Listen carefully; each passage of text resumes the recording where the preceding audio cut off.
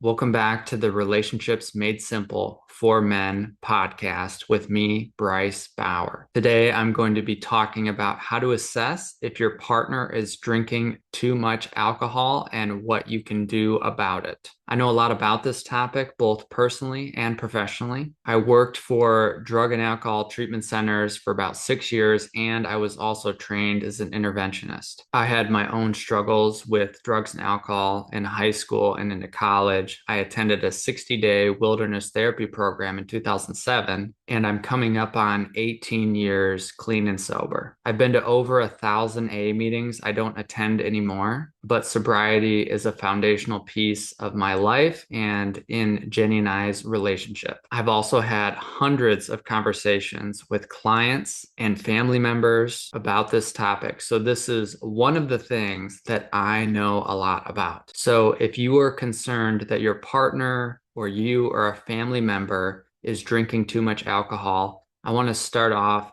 with an idea. If you think that you are drinking too much alcohol, you probably are. And if you think that someone in your life is drinking too much alcohol, they probably are. Because alcohol is a legal drug that is very well accepted and a lot of people use it, it's often treated differently than all the other drugs. And if you don't think it's a drug, it is. The active component is ethanol, and it is a central nervous system depressant. And depressant doesn't mean it makes you depressed. It means that it depresses and slows down your nervous system. Your body moves slower, your brain moves slower, and the more you drink, the worse this gets. For someone to be considered intoxicated, they need to have a blood alcohol level of 0.08, and that can be measured through the blood or the breath. For a normal sized person to be considered intoxicated, they usually need to drink about 4 drinks. So that will be either 4 beers or 4 small glasses of wine or 4 shots of liquor. And if you're drinking slowly, typically your body will metabolize about 1 drink per hour. But the more that you drink, the less able your body is to metabolize the alcohol. So once you're drunk, you will get more drunk more quickly the more you drink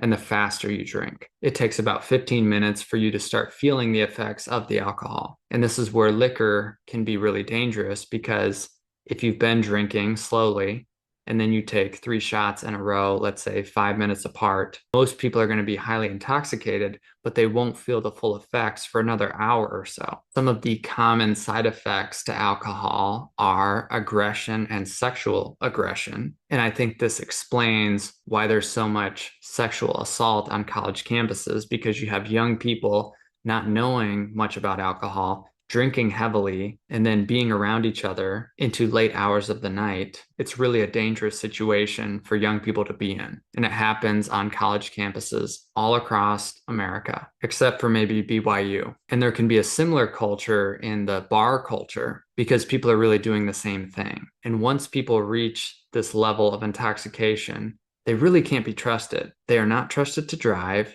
and they shouldn't be trusted to make good decisions. And it has nothing to do with how nice they are or how mature they are or how functional they are when they're not drinking. And it's important to know some of this if you're trying to assess whether or not your partner is drinking too much alcohol. Now, some people get hung up on the term alcoholic or alcoholism, but I don't think that matters. We can still assess people's level of alcohol dependence objectively, and it doesn't really matter what we call it. So let's talk about some of the different types of drinkers. The first is the all-out alcoholic. They're physically and mentally dependent on it. If they wake up in the morning and they don't have a drink, their hands might start shaking. They literally need to drink alcohol to stay alive and function. Alcohol detox is very dangerous. You can die from it. And if someone has this level of dependence, they need to do a medical detox, usually at least 3 to 5 days. And there are different medications that a medical detox center will give them to help them with the symptoms and the withdrawal. So this is kind of an easy one. If the person you love has to drink every morning when they wake up just to function, even if they're not getting hammered all day, this is a big problem. They are for sure an alcoholic. They need a medical intervention. And it's going to be impossible to have a relationship with them because they're never really online. They are always under the influence. And some people are shocked that the person that's drinking either doesn't realize this or is resistant to help. But one thing I can tell you after working in the treatment field for so long is that denial and self-delusion come with the territory. People have to be delusional to let their lives get to this place, and they have to stay in their delusion in order to keep it going. And it's wild. Some people can still hold down jobs somehow while still drinking every day, be somewhat functioning members of society, but that usually doesn't last too long. Their body starts to break down, their mind can't handle it, their relationships can't handle it, and they start to lose things, lose abilities, lose relationships. And when I think about addiction, one way to assess it is that it's how substances are prioritized over consequences and things that really matter to people. So, for instance, if someone gets a DUI and they say something like, oh, this was just one time, I still want to drink socially, but I just won't drink and drive, I'd say they're in a delusion about their relationship to alcohol. It already caused you this much trouble. Why do you want to keep it in your life? Or if someone says it's either the bottle or it's our marriage and they don't want to give up alcohol, then their priorities really aren't straightened out. A normal person would choose the opposite, someone who really cares about their family. And they probably really do care about their family, but they're in this delusion. And I'd recommend that if someone requires a medical detox just to get out off alcohol, they probably need to follow that up with an inpatient treatment center at least 30 days because they need to learn how to rewire their brain and process emotions and figure out who they are again and create separation between them and the things that are triggering their drinking or enabling their drinking. And this is a really long journey. Some people go to 90-day treatment centers and 6 to 9 months of sober living afterwards. They do a whole year of treatment to get off drugs and alcohol. A lot of times that's what it requires. Not that you have to, but you really do have to take this really seriously. Addicts and alcoholics tend to be overconfident in their abilities to assess the risk of the situations they put themselves in, to assess the ability of their own minds to process this decision when craving comes up. And so they need to be supported and around people that can continually tell them the truth. No, this does not work for you. And I've been there. I know what it's like when the craving and the delusion creeps in again. And even though I don't experience this anymore, there were a lot of times where I just wanted to be able to use things like a normal person. And to this day, even though it's been a long time, I just don't think that's a possibility for me, nor do I want to live my life without a clear head. This is the most valuable asset I have right here is my mind, and I don't want to fuck it up. So I'm not taking the risk. Now, the second type of drinker is the binge drinker, or some might say the high bottom alcoholic. This is the type of person who might not drink very much when they're at work or handling their responsibilities, but really likes to take a load off and get hammered on a consistent basis. Usually the weekends or family get-togethers or holidays, vacations. And this can really turn them into a Jekyll and Hyde. They're one person when they're sober and they're a totally different person when they're drunk, and they like to get drunk. And they're in denial that they have a drinking problem because they're still handling their responsibilities when they need to. And it can be tricky to confront someone who's in this space because they'll want to look at what's going well and not what's going wrong. And they might not have had any consequences yet. Sometimes the first consequences they face are relational. Their family doesn't want to be around them. Their wife doesn't want to be around them when they're drinking. They embarrass themselves at a party. Maybe they're always hungover on Sunday morning and they start feeling sick. And they have this certain vibe of grandiosity to them. They can get very angry when you bring up their drinking, very defensive. And someone's defensiveness will always highlight their level of attachment to a substance, right? Like if someone really doesn't have a problem with drinking and it gets brought up, hey, I'm kind of concerned about your drinking, they'll probably want to know why. Like, oh, what do you see that I don't? They just won't feel a lot of activation around that. But someone who's really attached to it and thinks that you might be threatening their good time or you want to take alcohol away from them, they're going to get really triggered. And this is important to know when you go into these conversations, because if you're afraid to bring it up because you've gotten these bad reactions, that is a big part of the problem. The third type of drinker is the social drinker. They often need to have a drink when they're around people. It helps curb their social anxiety. It helps them feel more open, more excited, lowers their inhibitions. And this might be the only area in which they really drink. So it's still self-medicating and they still are attached to it. but it's much more situational. On the same level, you have someone who likes to have a few beers when they come back from work just to wind down. And this might be someone who has a high stress job, works long hours, and this is how they cope with their stress. It helps them decompress, helps them sleep, and this is an easy pattern to fall into. And people can be more than one type of drinker. Sometimes it shows up in more than one area of their life or expresses differently in different situations. At home, it's a few beers, and at parties, they get hammered. Or they don't really drink at home, but they drink super heavy when they hang out with their boys and do guys' trips on the golf course, stuff like that. And a lot of times men will try to hide it because they know it's not a good look. So the minute they have some space from their partner or their family, that's when they really turn it on. And this can make it hard to assess if you're their partner how much of a problem it really is. If you don't see it all the time, how do you know? Now, the fourth type of drinker is just a normal drinker. Some people think because I don't drink, I think everyone should not drink and be sober. And that's not the case. There are plenty of people out there that are not physically or emotionally dependent on alcohol. They just choose to use it sometimes, and they do it in a safe way. My mom likes to have a glass of wine or two when she goes out to eat, but I've also seen her not do that. And I've never seen her drunk. And yeah, she might have a little bit of a dependence to it in some situations. But I really think if someone brought this up as a problem to her, she could easily stop. This is the same type of cover that people that have a stronger version of alcohol dependence try to use, is that they will say, no, I could stop this whenever I want. I just don't want to. But how do you know if you could stop if you don't actually try? That's just a thought in your head. And this is where I want to get into how to deal with this if you are a partner of someone who you think has an alcohol problem. The first thing that I want you to know is that if you have a problem with your partner's drinking at whatever level it is, that is valid. Obviously, you'd have a problem with it if they're doing stupid stuff or drinking every day. But even if they're drinking a little bit and that kind of bugs you because they always need it, and you can sense their personality changing, and you don't feel as connected to them, that's a valid concern on any level. And it is okay to bring that up. And their response will tell you everything you need to know about what level of support both of you need to work through this. If they hear you and listen and understand and are okay taking action, and you guys can collaborate together and work this out, great. If they get really defensive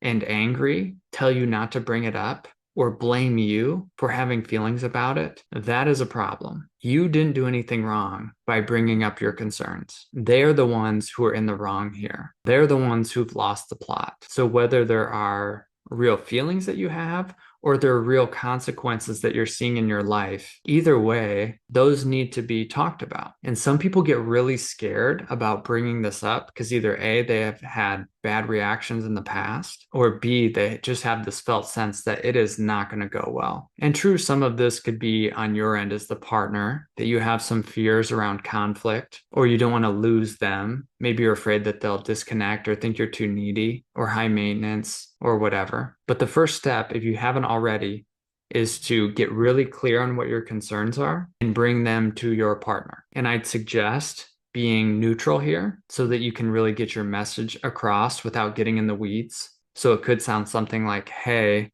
I've been realizing that you drink pretty much every Friday and Saturday night, and you seem to be drunk, whether you're with me or you're out with your friends. And I'm realizing that I'm feeling nervous and scared, whether I'm with you or not, because we seem to get into arguments and you stay up late and I worry about you. So I want to figure out a way in which we can talk about this honestly. Are you open to that? And if they are, great. Maybe you can work through that on your own. But if they dismiss you or get angry or start pointing the finger at you, odds are you're going to need a mediator with this conversation and someone who understands this stuff. Now, if your partner has a serious drinking problem, you might want to reach out to a professional first, a substance abuse counselor or an interventionist or a treatment center, and get their thoughts on what you should do. People often aren't that willing to go into treatment and put their lives on hold. So sometimes you have to figure out what leverage you have there, because this is really to save their life and to make their life better. But they don't always see that. Now, as far as the ultimatum thing, I know this comes up all the time. when people are talking about boundaries, and for some reason, alcohol ultimatum gets coupled with partners drinking all the time. What I would say is that it's okay to have a boundary around alcohol. And the more vague it is, the harder it's going to be to really hold it. I don't want you drinking so much. What does that mean? I don't want you getting drunk. Okay, well, who's deciding when they're drunk? Or I just don't like when you're drunk. Well, they might just go do that with other people then and not you. So you need to get really clear on exactly what you want. And again, you might want a mediator for this, but it's okay to say, I don't want to have alcohol be a part of our relationship. And sometimes I think about this as far as if you were arguing a case in court, right? And you need to come up with a really good argument as to why alcohol is going to benefit your relationship. And the reality is that there's probably not much there. Like if you both want to do it, or you're okay with it, or one of you does it, that's fine. But if one of you is not okay with it at all, I can't think of any good reason someone could give as to why it's going to benefit the relationship. It's already bothering one person, it already has a negative impact. So it's okay to have that boundary. I mean, even when I started dating prior to meeting Jenny, I had realized over the course of a couple long-term relationships that I really didn't want alcohol to be a part of my life at all or my partner's life. So I didn't want friends who drank. I always felt awkward and left out, and I didn't think their jokes were as funny anymore. It was just a different experience. I didn't want my partner to drink much or if at all. And it turns out Jenny doesn't like alcohol. She's tried it a few times. She just doesn't like state changes like me. She doesn't think it tastes good. And so it's just not a part of our relationship. And that felt so good for me. So if you're dating right now, that might be something worth thinking about, is to ask about people's relationship to alcohol before you get into a committed relationship with them. Now, if you're already in a committed relationship or you're married, this can be more challenging because you're already working with an implied agreement that alcohol is okay on whatever level it's happening. But it is okay and a valid response to put a stake in the ground, draw a line in the sand, and say, this is what I'm okay with now. I know it changed. I know this might be hard for you, but this is what I need. And it doesn't even have to be forever, but this is what I need for the time being. And I imagine for most people that are concerned about their partner's drinking, their real desire is probably to cut it out of their lives completely, at least for a while, just to see how it feels. And if you're a partner who likes to drink as well, but just not as much, just know that that's going to be hard to manage. If you're enabling their drinking on any level, even with your own drinking, it's going to be harder for them to meet your needs. So if one or both of you have an issue with drinking, or one has an issue and both of you drink, but one drinks more heavily, I'd recommend trying a period of sobriety. What do you have to lose? There's a lot that could be gained. There's no good reason why you couldn't try this. And it's also okay if you figure out whatever you want and it's different than that. If you're only worried about them getting drunk with their friends when you're not there, but you do like to drink together, fine. I don't have any judgment on that. I just see the reality of what continues to happen with couples who struggle with alcohol. It's easy to get each other both looped into it again and again. And the pattern is what we're really trying to solve here. There's this pattern of dependence and a pattern of enabling. And sometimes the best thing you can do